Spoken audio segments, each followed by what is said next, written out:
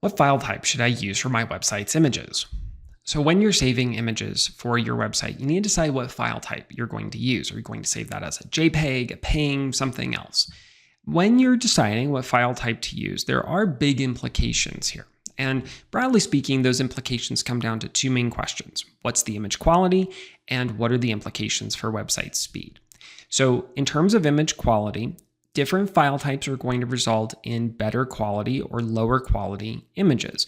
Just given the nature of the image, some things are going to look better when you save it as a certain file type compared to another file type. So you want to experiment with different file types and see what results in the best looking image. We want to upload things to our website that have a high degree of quality. At the same time, though, we want to keep in mind the implications for website speed.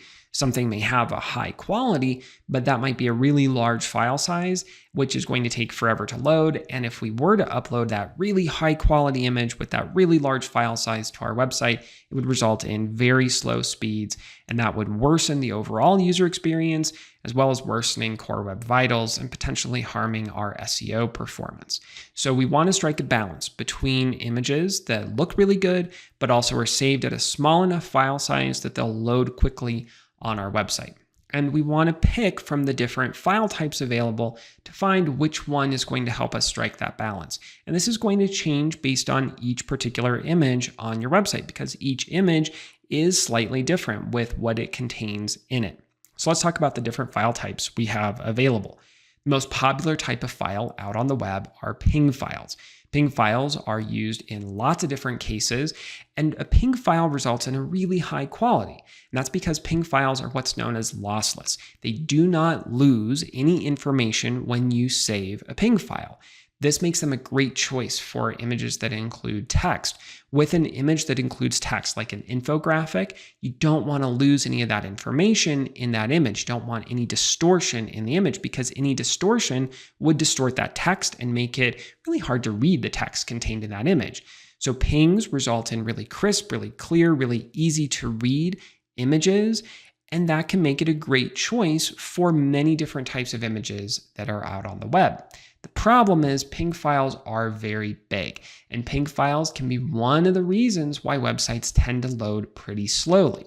So you do want to be careful with using PNG images and make sure that if you are using a PNG, that you absolutely have no other choice that doesn't look good, because PNG files will slow down your website. The next most popular type of image in use on the web are JPEG files. JPEGs are an older image format that most of us are pretty familiar with. With a JPEG, unlike a PNG, it's lossy, meaning that when you save an image in a JPEG format and you start to optimize that image, you can lose data out of that image, and that can result in some distortion. Now, you're going to notice that pretty quickly if that image contains text, because that distortion will result in text that's really hard to read. But you won't notice this distortion and that loss of information as much in images that contain photos. With that photograph, you can lose some amount of information, but still have an image, a photograph that looks really good. So JPEGs are a good choice for images that don't include a lot of text or any text in them, where a little bit of distortion, a little bit of lost data isn't going to impact things too much. The next type of image file that's pretty common that you'll find out on the web are SVGs. SVGs work different than JPEGs and PNGs do. An SVG is what's known as a vector graphic. So with a vector graphic, it can scale up or down to different dimensions and still retain its quality. This makes them a great choice for logos on websites, because a logo needs to scale up or down to fit whatever the visitor's screen dimensions are.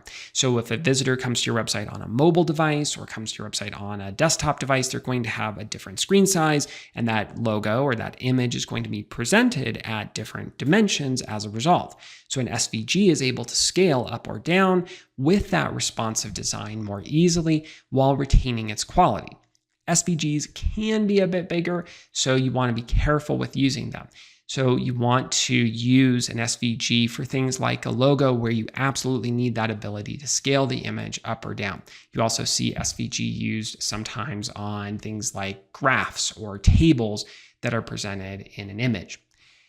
In comparison, a PNG or a JPEG is what's known as a raster A raster doesn't have that same scaling. So if you change the dimensions on a JPEG or change the dimensions on a PNG file, it's not going to look as good. It's going to lose some of its quality.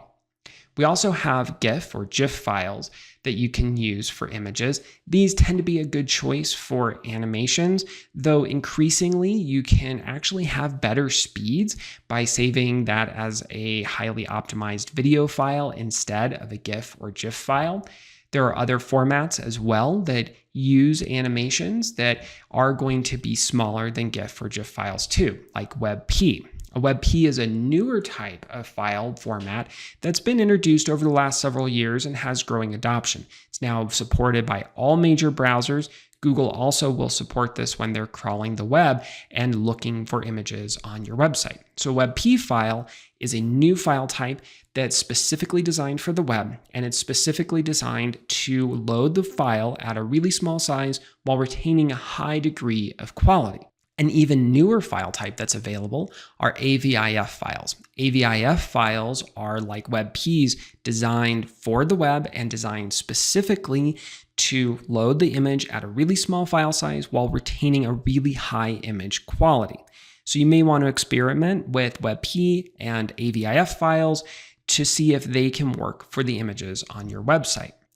So the question becomes, how do we know what our image is going to look like at these different file types, and what file size will that different file type result in? So one of the apps that I really like to use to help us decide on this is Squish's app. So Squish.app allows you to upload an image that you're working on, and you can experiment with saving it at different file types and different types of compression to see what it looks like, and if the file size is going to load quickly enough and still look good enough when you save it in that particular file type.